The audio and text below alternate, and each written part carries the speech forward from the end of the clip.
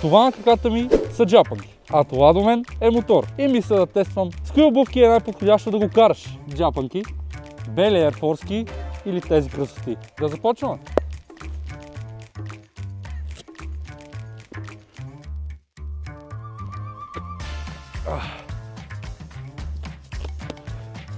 Това да караш джапанки откровено си е пълна тъпотия. Освен ако не си бразилец.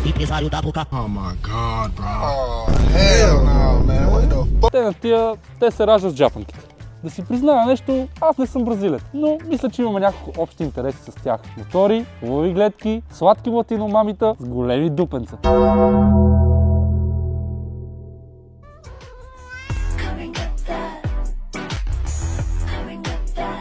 Та може би ще ми провърви на мен с джапанки. Сега ще видим с тия стинкари как се кара. Вики, ако гледаш, ще се поздравена. Дай да видим как е с джапанки. Поне хубавото на това, че сега ще карам с джапанки е, че е бая хладничко. С тях направо много ми е добре на краката в момента. Дори не се шегувам. Супер неудобно се чувствам в момента. Ако ме спре полиция, разбирате ли, че аз не знам какво трябва да кажа в такава ситуация. Ами...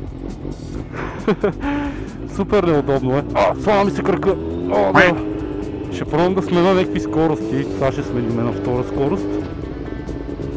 Окей, успешно. Сега ще дауншифнем. Щехме да излетиме. Супер неудобно е.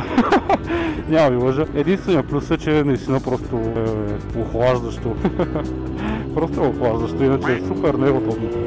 Преминаваме към нещо малко по-удобно. Air Force-ките. Това са ми може би любимите обувки за носене. Имам над 5 чифта такива бели. Сега ще пробваме с тях дали е удобно се кара мотор. За ваше щастие, аз вече съм го тествал, дори съм падал точно с тези обувки, тъй че може да видим какъв точно демидж им ударих и какво точно се случва като паднеш нормални обувки. Има няколко поражения, това ще като търкане. Общо взето, цялата обувка тук, тя е кожена, обаче, както виждате, това не спасява положението. Това ми е от лошчето, когато завивате, който кара мотор ще знае. Общо взето си прецаквате обувките отдолу задължително. Това е, защото съм много бърз най-вероятно. Това са обувките, с които съм карал най-много. Падал съм, даже ако не се лъжа, 2 пъти с тях. Удобни ли са? Да. Матките хвърлят ли си прашките като ви видят? Не. Безопасни ли са? Ми също не. И така, сега ще покарам малко с тях. Време е да си обуваме нормалните Air Force-ки. Опа!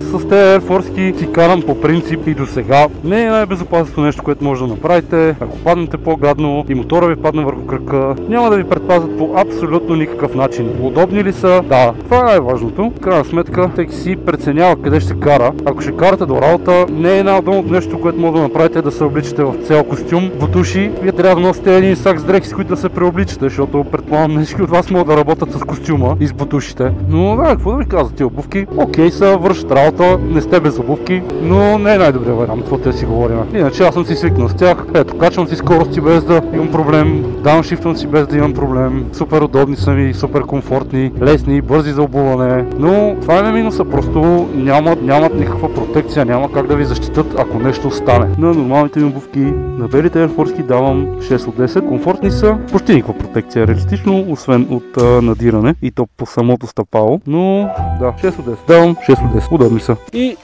да преминем към най-интересното от този клип, тези красоти. Те са тук благодарение на Motomall Пловдив. Ако не бяха те, този клип нямаше да съществува. Това са специални бутуши, които са направени за мотор. Стават както за писта, така и за агресивно каране на пътя. Супер удобни, много леки, между другото много хубава вентилация има на самата обувка. Много ми харесват. Още не съм ги пробвал, още не съм карал мотора с тях. Само съм ги обувал, но са супер удобни и супер леки. Изобщо аз не очаквах това нещо да тежи толкова малко, защото изглежда огромно. И сега ще покараме и с тях, ще споделим мнение, за първи път ще ги сложа на мотора. И да, въпреки че сте с големи бутуши, се чувстват доста удобни и още от както ги сложа, в момента чувствам супер голяма защита.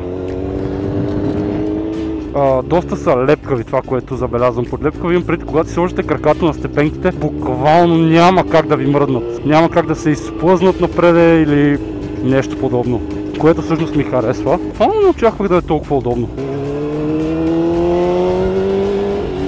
Чувстват много файн се чувстват, много добре. Излезем да го опънем леко с тях.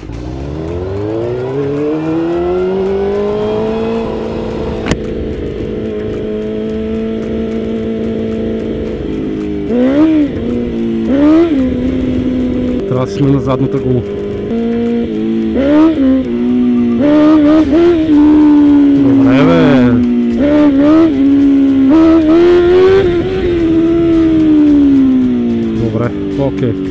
Еми, какво да ви кажа? Удобни са ми. Добре се чувствам, но определено е странно, няма да ви лъжа. Понеже са малко по-широки и просто е малко по-странно. Все едно кръка ви става автоматично един номер отгоре и трябва малко е странно, докато сменям, защото не усещам лошчето отгоре с пръстите. Усеща се, но просто много леко, различно, усеща се различно и предполагам трябва да се свикне. Общо какво ми е мнението, 100% си заслужават парите. Протекцията, която усещате и спокойствието, което имате докато карате, че дори да паднете, ще сте абсолютно добре, е незаменимо, защото по този начин аз чувствам по-смел да си карам мотора, по-смел да правя глупост. Знам, че ако падна, аз ще имам перфектна защита на кръка. Няма какво да ми стане на кръка. Тъй, че със сигурност ви препоръчвам да си вземете едни бутуши, да имате и вече просто да преценяте кога ще ги карате и кога не. И така, на тези обувки, на тези бутуши им давам буквално 10 от 10. Първо, че са супер красиви, човек. Супер красиви. Второ, те защитават. Какво повече може да искате? Тъй, че да, 10 от 10. Има няколко типа бутуши или обувки за мотор. Тези най-вероятно баба ви кара. Те са за някой чичко. Тия са за тия, където ходят по гората. Това нещо, каквото и да е това. И такива красоти. Общо взето, пичове, взимате си такива бутуши от Мотомол Пловдив и изглежда, че знаете какво правите с мотора. Никой няма да предположи, че нямате хал хабер как да карате, повярвайте ми. Единственият минус на тия обувки е, че когато някоя мацка на пътя ви види с тях, ви показва гърдите си и може да се блъснете в някой стълб и да.